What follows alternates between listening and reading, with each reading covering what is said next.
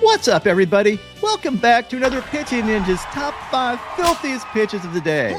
Let's kick it off with the honorable mentions. I'm going to start out with Jesus Luzardo for the sweepers. He had 8 Ks in 6 innings, giving up 2 runs. And Shane Baz for these hammer curveballs. He had 8 Ks in 5 innings, giving up 2 runs. I'm telling you, he's a future ace if he ever puts it all together. I keep saying that, but I love his curveballs and love his heaters. My top 5 filthiest pitches of the day yesterday. At number 5, we have a tie between Brandon Woodruff for this sweeper. He had 8 Ks and 6 scoreless innings, giving up 2 hits, and was brilliant again yesterday. I have him tied with Justin Verlander, the future first ballot Hall of Famer, who had 6 Ks and 6 scoreless innings, giving up 3 hits, and was awesome again yesterday. It's good to see old man Verlander killing it. He's like 5 years older than me. Right. At number 4, Fernando Cruz for these ridiculous splitters or fork balls or whatever you want to call them. But this one to Springer here made him think, what the fork am I doing playing this game? Because I cannot hit this. This made him contemplate his career choices. I love when his splitter is on because it's one of the filthiest pitches in baseball. At number 3, Hunter Brown for all of this stuff. He had 8 Ks and 6 scoreless innings, giving up 4 hits. It was really sharp yesterday. Speaking of really sharp, at number 2, Tarik Skubal. Honestly, I don't even know that he had his best stuff. He probably didn't have his best stuff, but he still had these wicked changeups, overpowering fastballs, picked up 6 Ks and 7 innings, giving up only 2 hits.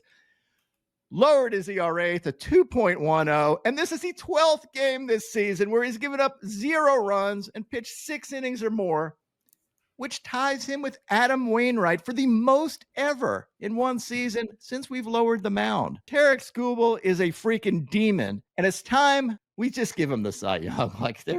Just give him it. But at number 1, Yoshinobu Yamamoto for putting on a pitching clinic yesterday. Brilliant, doesn't even cover it. He was on fire yesterday. Look at these splitters. I don't know what you do with it, but I know you can't hit it. 93 and 94 miles an hour, and how well he tunneled the entire game just blew my mind. Here's an overlay of a fastball with a 93 mile an hour splitter. Then here's one with a 94 mile an hour splitter. You can see hitters are just totally screwed going up against him. And then here's a fastball and curveball overlay where he hits the corners of the strike zone with both of these pitches. I mean, it was an absolute pitching clinic. Except with 2 outs in the 9th inning. I thought for sure he was going to get a no-hitter. For sure. He hits his spot perfectly with this cutter to Jackson Holliday. And it went from dotted to swatted, from no-no to oh-no. Terrible. This upset me so much. I wanted to see a no-hitter. But you know what? You went down hitting your spot. It's not like you didn't want to throw this pitch. I know what he was trying to do. He was trying to tunnel it with a fastball he threw earlier in the count. This was the first time all night that Holliday had seen the cutter, and he put it over the wall. It actually wasn't dissimilar to a cutter that he threw to Gunnar Henderson earlier in the game, got him. So, I mean, I got it. I know what he did. It was Yamamoto who called the pitch. Can't have any regrets on this. Other than I think that, well, could this ball have been caught? You think it with a little effort? Yeah, Ninja, you have to try and make this catch. He's playing off the wall. It might be like the better baseball play. Like the guy's not going to get a triple this way, but you have to lay out. You have to go all out for this. It's a 1 or a 0 to me. Like at this point, triple, 100%. double, it didn't really matter. I want to try to catch it or at least let my teammate know that I was trying to. I get it. You've been taught to do this your whole life, but it would have made me feel better as a fan. I can conclude from this play that Pages is a moron. It could be an inside the Parker. It doesn't matter. You got to try. Playing off the wall is an absurd choice. All hate mail goes to Will. No, send it to Pages is dumbass. Yeah, like I do think, like when I saw it, I was like, is he not going to jump? This is going to be close. And did the Dodgers end up winning the game at least, though, Will? No, they didn't. Because speaking of Trinan, Blake Trinan did not put out the fire in this game. I love Blake Trinan when he throws. Almost all the time. He's filthy. Yesterday was not one of those days when he was filthy. He knew he didn't have it. Crappy game for the Dodgers to lose. Crappy no-hitter to lose. But Big round of applause for Yamamoto. I thought it was one of the best pure pitching efforts I've seen all year, where dude was hitting his spots all game, throwing hard. His velo was up. He did everything right. He deserved a no-hitter. You get a no-hitter in my book because you know why, Will? It was broken up by a solo home run, and we all know that home runs don't count. But he didn't get the 27th out.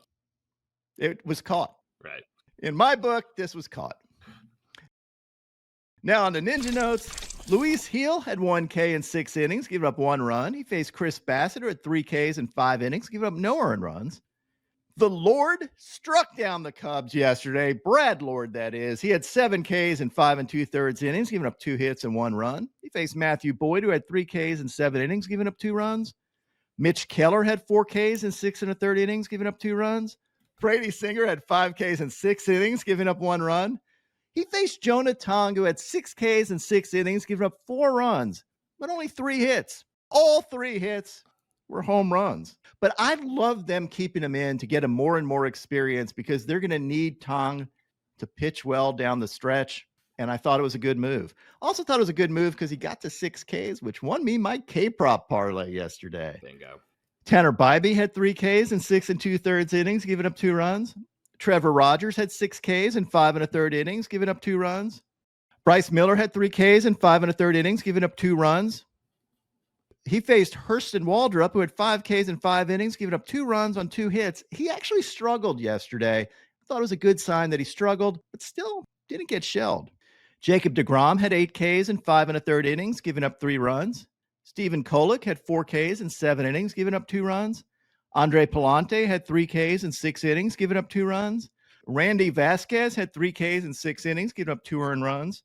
Brandon Pfaadt had 7 Ks in 6 innings, giving up 1 run. He faced Lucas Giolito, had 2 Ks in 5 innings, giving up 2 earned runs. And lastly, JT Ginn, good old Ginn and Juice, had 5 Ks in 5 innings, giving up 1 run. Ninja, to kick off the corner, we're headed to Hotlanta to watch a big dumper, and I'm not talking about at Magic City. I'm talking about at Truist Park because Cal Raleigh hit his 52nd bomb of the season, of course leading MLB, in a much-needed Mariner win over the Braves. Big dumper is actually still in the MVP hunt. I think he's at plus 300, even though he's been struggling a little bit and the team has. But, if he keeps jacking these down the stretch, he's got a real shot against the Judge. But next, we're showing off some D in the dong corner because Ceddanne Rafaela had this incredible reverse dong snatch. He's kind of been a revelation out there. But Sox blow another one. So I need to get a fun little highlight in there, Ninja. But the dong of the day is Jackson Holliday's heart rip of Yoshinobu Yamamoto. Boo! Will, you cannot. No, don't do it to me, Will. But Holliday ripped the heart out, and he actually fed it to Emmanuel Rivera to finish off the still beating heart as he actually walked off the Dodgers in this game. An impossible loss for the Dodgers. I think the fan base is pissed. And the Padres fans are rejoicing across the nation, but Jackson Holliday for ripping it open. He gets the dong of the day. And now my pitching ninja moment of Zen. I don't think I've ever seen a catcher do this, faking to throw to third, getting the runner out at second. He faked the cameraman too. This is a badass move. Kind of sidearm. My picks of the day today, I'm going to start out with a same game parlay of Bubba Chandler for 4 Ks or more and Jacob Mizorowski for 6 Ks or more, and top it off with Hunter Green for 6 Ks or more. What would your picks of the day be?